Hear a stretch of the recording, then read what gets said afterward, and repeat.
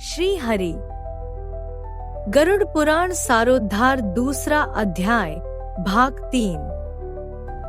तुमने नित्यदान किया नहीं, गौ के दैनिक भरण पोषण की व्यवस्था की नहीं, वेदों और शास्त्रों के वचनों को प्रमाण माना नहीं, पुराणों को सुना नहीं, विद्वानों की पूजा की नहीं। इसलिए हे देही, जो तुमने किया है उन्हीं दुष्कर्मों के फल को अब भोगो।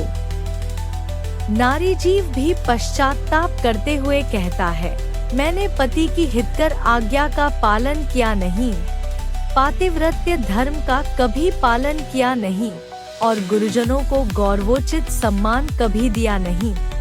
इसलिए हे देहिन, जो तुमने किया उसी का अब फल भोगो।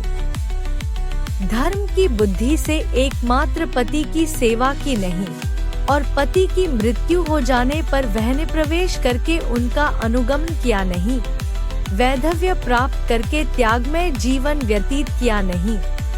इसलिए हे देहिन, जैसा किया उसका फल अब भोगो।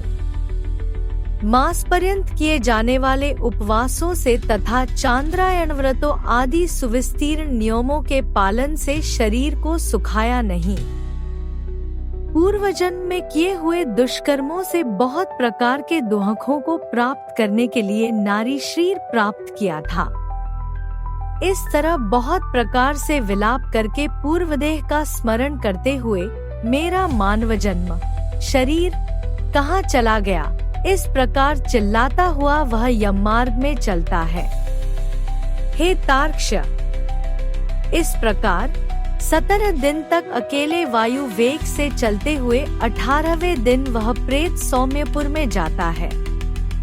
उस रमणीय श्रेष्ठ सौम्यपुर में प्रेतों का महान गण रहता है। वहाँ पुष्पभद्रा नदी और अत्यंत प्रिय दिखने वाला वटवृक्ष है।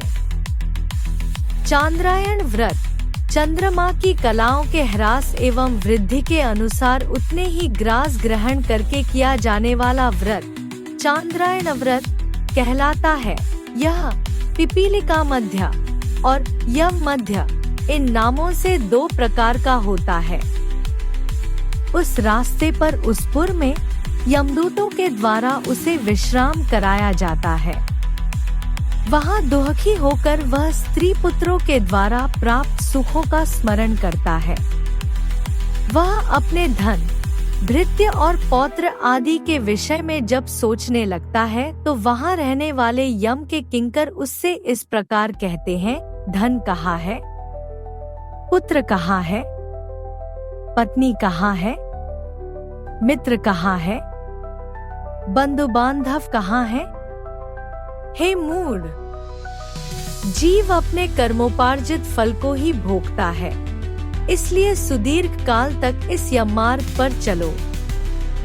हे परलोक के राही, तू यह जानता है कि राहगीरों का बल और संबल पाथे ही होता है, जिसके लिए तूने प्रयास तो किया नहीं।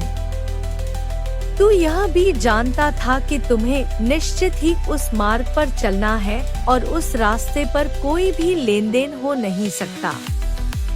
यह मार्ग तो बालकों को भी विदित रहता है। हे मनुष्य, क्या तुमने इसे सुना नहीं था? क्या तुमने ब्राह्मणों के मुख से पुराणों के वचन सुने नहीं थे? इस प्रकार कहकर मुद्गरों से पीटा जाता हुआ वह जीव गिरते पड़ते दौड़ते हुए बलपूर्वक पाशों से खींचा जाता है।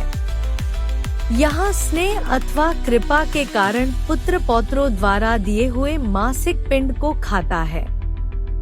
उसके बाद वह जीव सौरिपुर को प्रस्थान करता है। उस सौरिपुर में काल के रूप को धारण करने वाला जंगम नामक राजा रहता है। उसे देखकर वह जीव भयभीत होकर विश्राम करना चाहता है।